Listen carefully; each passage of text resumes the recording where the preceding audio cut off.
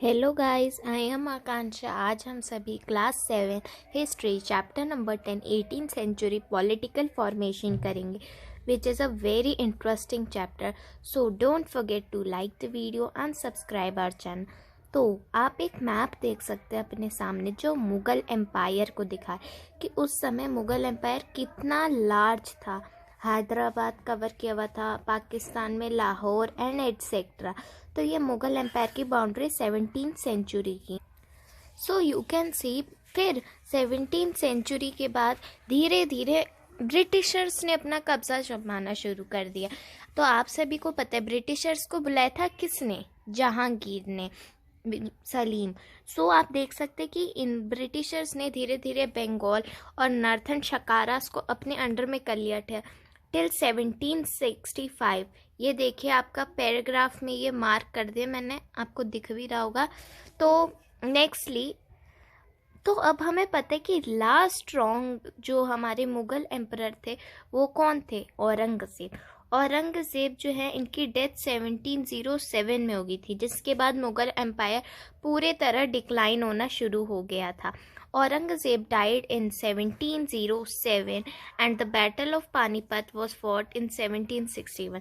ये battle of Panipat का year आपको ध्यान में रखना, आगे अभी हम इस चीज़ को देखेंगे, भूलिएगा मत। फिर the crisis of Mughal empire and the later Mughal. आप सभी ने चैप्टर 4 में मुग़ल एम्पायर के बारे में बहुत कुछ पढ़ा है, हम उसी चीज़ को आगे कंटिन्यू कर रहे हैं। हम सभी को पता है मुग़ल एम्पायर डिक्लाइन क्यों हुआ। Why did Mughal empire decline? देखिए, मैं आपको बताती हूँ। मुग़ल एम्पायर बढ़ते जा रहा था, स्ट्रॉन्ग होते जा रहा था, पर औरंगज़ेब के बाद वो पूरी तरह से डिक्लाइन हो गया। तो चलिए इसके रीज़न समझते हैं। तो इसके फर्स्ट रीज़न जो है, इनएफिशिएंट रूलर थे। कैसे? जो केपेबल ही नहीं थे कि इतने बड़े एम्पायर को संभाल पाए। तो आप यहाँ पे देख सकते हैं, मैंने मार्क कर दिया है। और नेक्स्टली जो है, it became increasingly difficult for the Mughal emperor to keep check on the other later mansab। अब जो है मनसबदार्स भी पावरफुल हो गए थे। Second point, the mansabdars got very powerful than the Mughal emperor. उन मुगल एम्परर से ज़्यादा ताकतवर हो गए। तो ये प्रॉब्लम तो आनी ही थी, और कंट्रोल ही नहीं कर पाए मुगल एम्परर। फिर जो nobles appointed as governor often control the offices, revenue and military affairs.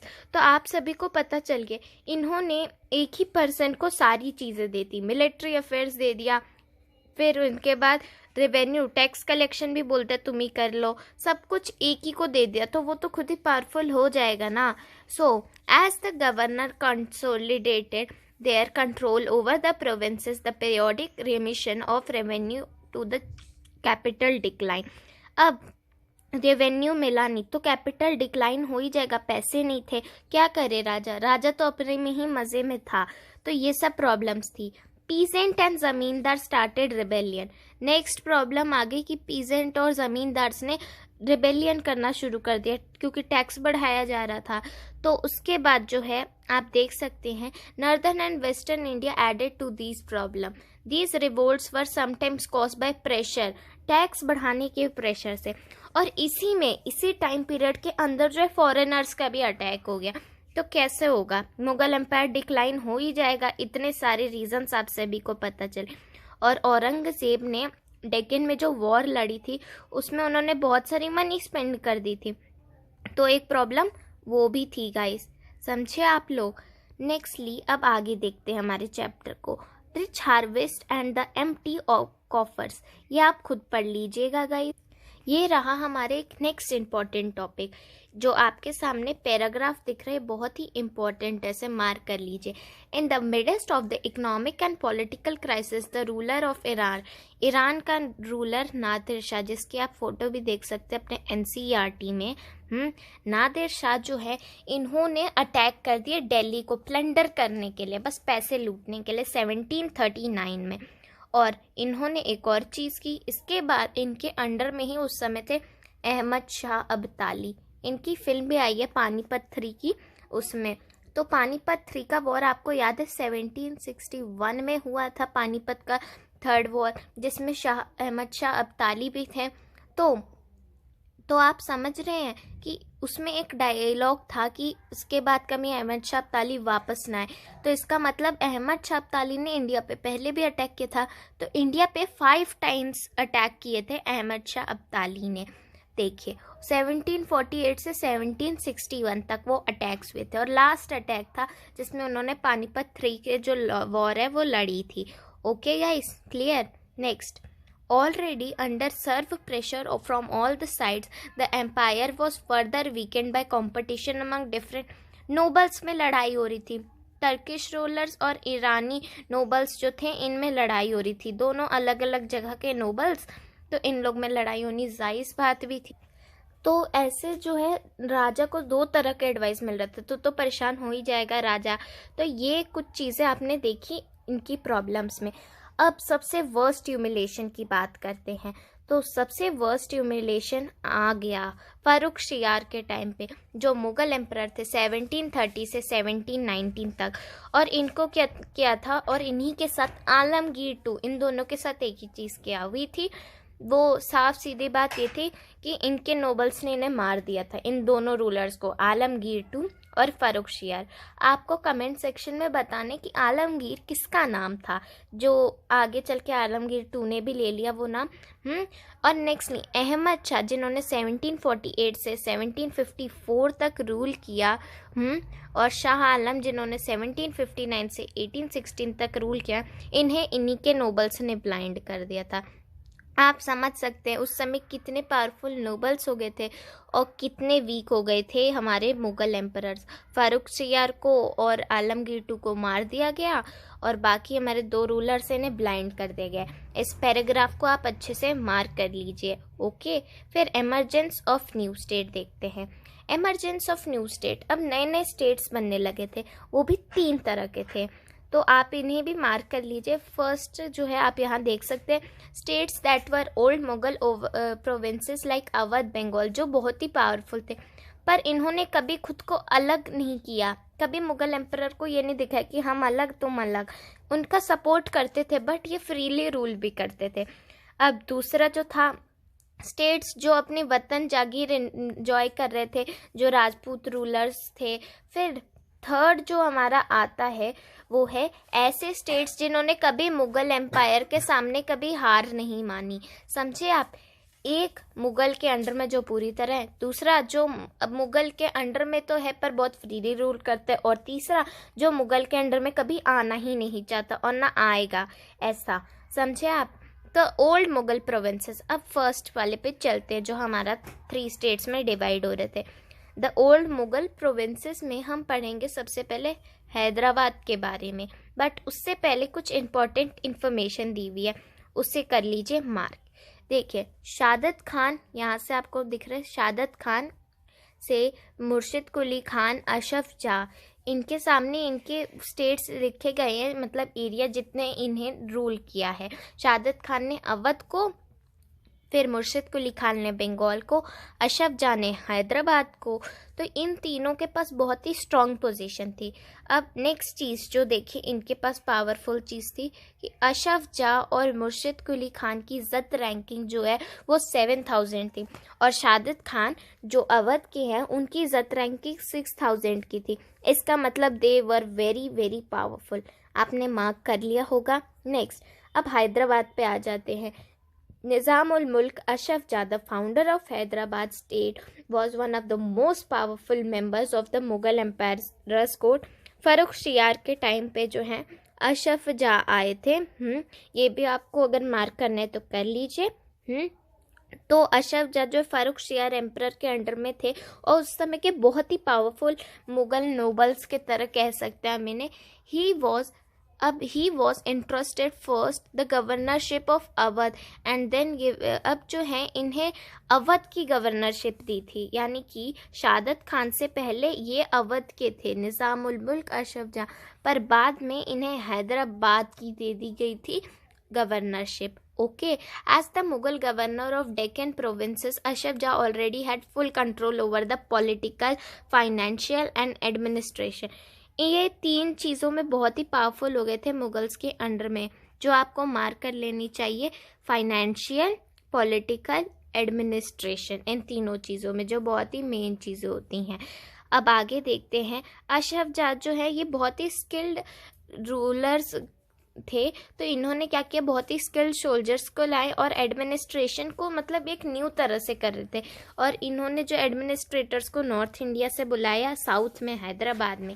He appointed mansabdars and granted जागीर, इन्होंने अपने मनसबदार्स को अपॉइंट किया। ऑल दो he was still a servant of Mughal emperor, इन्होंने कभी ये डिक्लेयर ही नहीं किया कि हम मुगल से अलग हो रहे हैं। समझ में आ गया आप सभी को। अब नेक्स्ट देखते, the state of Hyderabad was constantly engage in a struggle against Marathas, इनकी वॉर होती रहती थी मराठास और तेलुगु चीफ वॉरियर्स नायक्स जिन्हें बोलते हैं उनसे। नेक्स्टली जो है आपको पता है कि निज़ाम उल मुल्क शादत, तो इन्हें अवध के बाद डेक्कन की दी गई थी। अब आगे देखते हैं जो नेक्स्ट आते हैं हमारे अवध के शादत खान, इनको देखते हैं। तो शादत खान जो है, इन्हें का पूरा नाम है बुरहान उल मुल्क शादत खान। तो इनको सूबेदार ऑफ अवध अपॉइंट किया गया था 1722 में। तो गाइस नेक्स्टली जो आप देख रहे हैं कि अवध बहुत ही प्रॉस्पेरस रीजन था और वहाँ पे बहुत ही फर्टाइल सॉइल थे क्योंकि गंगा रिवर वहीं फ्लो करती थी। देखिए मैं अभी आपको देखिए अब ये गंगा रिवर है और इसी के पास है ये पूरा अवध का रीजन, तो आराम से ये बहुत ही फर्टाइल सॉइल मिलेगी इन्हें। तो नेक्स्टली अब आप देखिए कि गंगा की फर्टाइल सॉइल थी अवध के रीजन में, और अब इनका कंट्रोल किस किस चीज़ में था। Burhan ul Mulk Saadat Khan held the combined offices of subedari, diwani and faujdari, इनके पास ये सारी कंबाइंड ऑफिसेस थी। तो सूबेदारी का मतलब आपको क्या पता है? हाँ, आप सभी को पता है। सूबेदारी का मतलब पॉलिटिकल, दीवानी का मतलब फाइनेंशियल, और इसके बाद फौजेदारी का मतलब मिलिट्री अफेयर्स। ये सब आपको नीचे भी दिए गए हैं अगर आपको ना पता हो तो। Burhan ul Mulk tried to decrease Mughal influence, उन्होंने क्या किया, कोशिश ये की कि मुगल से अलग नहीं हुए पर इन्होंने मुगल के इन्फ्लुएंस कम करने की कोशिश की। इन्होंने यहाँ से क्या किया, reduce the size of jagirs, इन्होंने जागीर्स का साइज छोटा कर दिया, बहुत कमज़ोर बना दिया जागीरदार, और कई जागीरदार के जगह जो है अपने लॉयल सर्वेंट्स को रख दिया। The accounts of jagirdar were check to prevent cheating, और बहुत ही जो है एडमिनिस्ट्रेशन इतना टफ कर दिया गया कि कोई चीटिंग ना कर सके, कोई पैसा एक्स्ट्रा ना ले सके। He seized a number of Rajput zamindari, इन्होंने राजपूत से ज़मींदारी छीन ली और उनके फर्टाइल लैंड्स भी, और फर्टाइल लैंड्स इन्होंने अफगान्स ऑफ रोहिलखंड से ले ली। फिर the state dependent on local bankers call mahajan, ये आप मार्क कर लीजिए कि महाजन जो है वो लोकल बैंकर्स को कहते हैं उस समय। तो अब जो है आप देख सकते हैं कि जो नेक्स्टली हमें दिया हुआ है कि द रेवेन्यू फार्मर ईजादार्स, आपको पता होना चाहिए कि रेवेन्यू फार्मर को बोलते हैं ईजादार्स।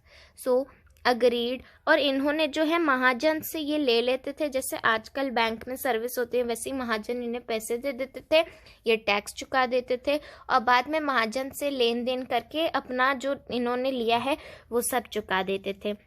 अब मुर्शिद कुली खान ऑफ बंगाल, इनके बारे में हम पढ़ते हैं। मुर्शिद कुली खान ऑफ बंगाल, ये बहुत ही इम्पोर्टेंट है जैसे कि हमारे बाकी भी थे। तो Murshid Quli Khan of Bengal was very quickly, इन्होंने पावर ले ली। ये एडमिनिस्ट्रेशन में बहुत टफ थे और इन्होंने भी मुगल इन्फ्लुएंस कम किया। इन्होंने इसके लिए क्या किया, उड़ीसा से लेकर आए लोगों को अपने यहाँ पे, जो उड़ीसा के लोग हैं ना उन्हीं के पास अपने जागीरदार्स को भी भेज दिया और यहाँ पे अपने खुद के जागीरदार्स लगाए। और revenue was collected in cash, कोई टैक्स ऐसे नहीं कि कार्ड वार्ड आज के ज़माने में होता है पर उस समय नहीं था, उस समय सिर्फ कैश में पैसे देने हैं तो दो। The formation of a regional state in 18th century Bengal therefore led a considerable change among the zamindars। तो अब आगे देखते हैं chapter Hyderabad and Awadh as well evident. अब इन अली वर्दी खान ये जो हैं ये बंगाल के रूलर बन जाते हैं। गाइस आप इस पूरे पैराग्राफ को जो है अच्छे से मार्क कर लीजिए। देखिए ये पूरा पैराग्राफ ज़रूरी है। तो इसमें फर्स्ट पॉइंट देखते हैं जो इन सभी में कॉमन थी, वो थी कि ये सभी जो हैं ये मुग़ल नोबल, इन्होंने मुग़ल एम्परर की तरह गलती नहीं की बल्कि इन्होंने समझदारी दिखाते हुए क्या किया कि इन्होंने खुद को स्ट्रॉन्ग रखा और मुगल जैसे इनके अंडर में जो लोग थे उन्हें कभी नोबल्स जैसे कह रहे हैं उन्हें कभी पावरफुल नहीं थी होने दिया। Second, their method of tax collection. अब इनकी मेथड ऑफ टैक्स कलेक्शन जो है ये भी बहुत ही सही थी। मतलब कि इन्होंने क्या किया, ये डायरेक्ट इज़्ज़तदार से बात करते थे कि आपको कोई प्रॉब्लम तो नहीं, कहीं आपसे एक्स्ट्रा पैसा तो नहीं ले रहे, और खुद ऑफिसर्स पे कभी नहीं छोड़ते थे कि ऑफिसर ले रहे हैं हम छोड़ो क्या करेंगे। अब थर्ड पॉइंट देखते हैं। तो थर्ड पॉइंट है बैंकर्स के बारे में। तो इनके जो बैंकर्स देख रहे हैं आप, फर्स्ट पॉइंट हमने कर लिया, सेकंड भी कर लिया, और थर्ड जो है ये बैंकर्स के बारे में है कि इन्होंने महाजन जैसे बैंकर्स को रखा हुआ था और इन्होंने ही रिलेशन स्ट्रॉन्ग बनाए। कहा कि आप लोग फार्मर्स, आप इनसे लोन ले लीजिएगा और इन्हें ही धीरे धीरे करके रिटर्न कर दीजिएगा, बट हमें टैक्स तो टाइम पर ही चाहिए। गाइस, हम नेक्स्ट वीडियो में आगे हम फर्दर इस चैप्टर को पढ़ेंगे। So don't forget to like the video and subscribe our channel. इस वीडियो को शेयर भी करें अपने दोस्तों